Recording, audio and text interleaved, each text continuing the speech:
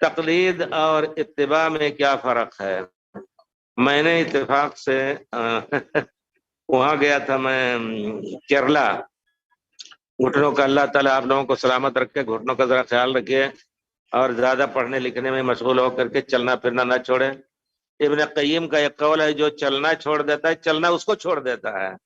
تو چلیے، ہمارے صحابہ کرام پیارے رسول اور صحابہ کرام زیادہ چلتے تھے. یقیناً بہرحال آپریشن ہوا اور بہرحال 10-12 سال ہو رہے ہیں آپریشن سے. اب درد شروع ہو رہا ہے، اور پہلے بھی تھا، لیکن یہ ہے کہ اب اسی وجہ سے ہم زیادہ چلتے نہیں تھے کہ کہیں نقصان نہ ہو. اب چلتا ہوں تو چل نہیں پاتا ہوں. بہرحال ہے مسئلہ ایسا.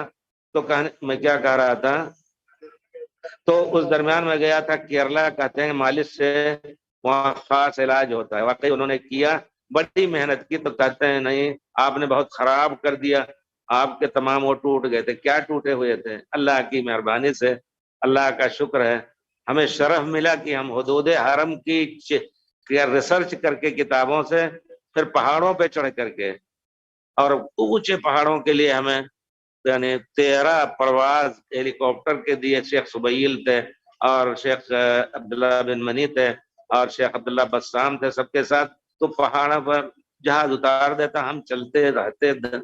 تو اس کی وجہ سے یہ نرم ہڈی جو ہوتی ہے کان کی ہڈی کی طرح بیچ والی واشر جس کو کہیں گے، وہ ٹوٹ گئی ایک دم. جب گیا میں وہاں کیرلا میں تو کہا کہ آپریشن کا چانس ہے، اب اس کے علاوہ کوئی. تو اللہ کی قدرت سے یہاں آپریشن ہو رہا تھا، لیکن وہ چیز تو بچوں نے کہا نہیں فرانس میں وہاں جرمنی جانا ہے. جرمنی کے بجائے اس سے پہلے ایک مرتبہ گیا، انہوں نے کہا کہ اس سال اسی راستے سے جانا تھا جرمنی. تو فرانس میں لوگوں نے دیکھا کہ یہاں ایسے میں ٹیڑھا ٹیڑھا چل رہا ہوں تو ویل چیئر پہ لے چلنے لگے. پھر کہا یہاں ایک بہت بڑا یہودی بہت بڑا ماہر ہے، اس کے پاس لے چلتے ہیں. آپ یقین جانیے کہ دیندار یہودی، کالی ٹوپی والا. اور جب اس کو معلوم میں مکے سے آیا ہوں تو کھڑا ہو گیا اور دیر تک کھڑا رہا، اپنی کرسی پہ سے اٹھتا نہیں ہے. وہ مٹکی ان کی جو موٹی والی وہ تھی سیکریٹری، وہ کہتی ہے کہ یہ کون شخص ہے جس کے سامنے کھڑا ہے آدمی. بڑا احترام کیا. بہرحال وہاں آپریشن ہوا الحمدللہ. تو اس درمیان جب میں گیا تھا کیرلا میں، تو وہاں ہمارے تبلیغی بھائیوں نے حیدرآباد کے مدن پلی ایک شہر ہے، وہاں کچھ لڑکے تھے تعلق رکھتے تھے. ہمیں نہیں جانتا گھر پڑھے ہیں، لیکن مسئلے مسائل پوچھتے تھے. تو انہوں نے کہا کہ ہمارے ماں باپ نے بھی آمین رفع الیدین کی وجہ سے مسجد سے نکال دیا، تو کیا یہ فتویٰ ہے کہ ہم آمین رفع الیدین نہ کہیں؟ ہم نے کہا سنت کی خاطر اگر آپ کو تکلیف ہو رہی ہے تو آپ مسجد نہ جائیں، گھر میں پڑھ لیں. آپ لوگ کوئی چیز بنا کر کے اپنے کسی کے گھر میں پڑھ لیں اکٹھا. تو کہا گھر میں بھی نہیں پڑھنے دیتے ہم لوگ، سب ہمارے ماحول میں سب وہی ہیں. تو انہوں نے مسجد بنائی موٹے اینٹ کی اور وہ ٹین شیٹ، لیکن کسی نے اچھا قالین دے دیا، بچھا لیا تھا. اور قرآن جمع ملک فہد کے قرآن کے نسخے بہت کافی. اتفاق سے ایک دن آئے اور انہوں نے آگ لگا دی. ہمارے تبلیغی بھائیوں نے جو بہت ہی صوفی منوش ہوتے ہیں، بیچارے بالکل کچھ نہیں جانتے ہیں، وہ کہتے ہیں کہ ہم گنڈوں کو مسجد بازار اور کیا نام ہے شراب خانوں سے نکال کر کے لا کر کے مسجدوں میں بیٹھاتے ہیں. انہیں گنڈوں کو استعمال کرتے ہیں اہل حدیثوں کی مسجد گرانے کے لیے. تو میرے پاس لے کے آیا، اللہ جانتا ہے. میں پھر کمپیوٹر لے گیا تھا اپنے ساتھ وہاں کیرلا میں، اور کتابیں بھی کچھ لے گیا تھا. تو مجھے نہیں معلوم تھا. جب انہوں نے لا کے دیکھا مسجد کی جلا ہوا فوٹو اخبار میں اور قرآن بھی جلا ہوا، ہم نے کہا اللہ ہدایت دیں لوگوں کو. تو میرے دل میں وہیں کروٹ لیا ایک تمنا نے کہ تقلید اور اتباع پر 2 کتابیں لکھیں. ہم نے اس کو عربی میں پہلے لکھا، پھر اردو میں ترجمہ کیا، دونوں چھپ گئے، بہت مقبول ہیں الحمدللہ.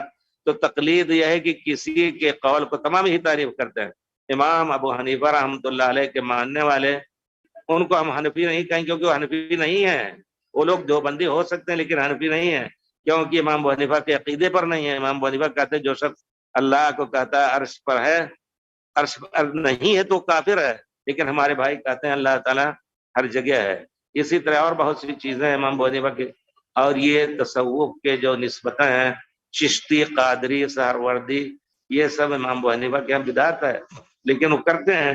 تو وہ لوگ، تو ہم نے تقلید اور اتباع میں تعریف کی ہے. کسی کے قول کو، خود انہوں نے تعریف کیا، کسی کے قول کو بغیر دلیل کے مان لینا تقلید ہے.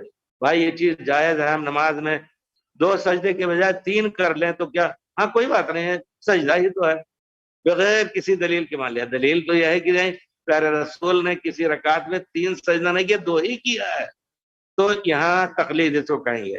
اور اتباع کی بات کہ ہم وہی کچھ کریں گے، پیارے رسول نے 2 ہی سجدے کیے ہیں، 1 رکعت میں 2 ہی سجدے کریں گے، 3 نہیں کریں گے، تو یہ فرق ہے بہت بڑا ہے، اس میں کوئی شک نہیں۔